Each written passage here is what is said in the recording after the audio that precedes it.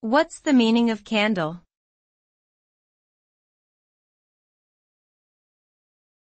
Candle.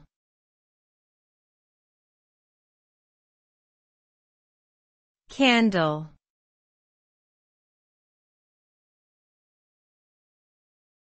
Candle.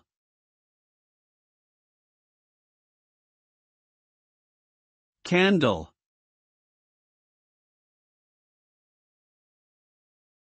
A candle is an object used for illumination, usually made of wax or similar material, with a wick in the center for burning. When the wick is lit, the heat melts the wax and allows it to travel up the wick, where it is then burned and produces a flame. Candles have been used throughout history for lighting, religious ceremonies, decoration, and ambience. They come in various sizes, shapes, colors, and scents and are often associated with relaxation, romance, and meditation. Overall, candles serve as a versatile and time-tested tool for both practical and aesthetic purposes.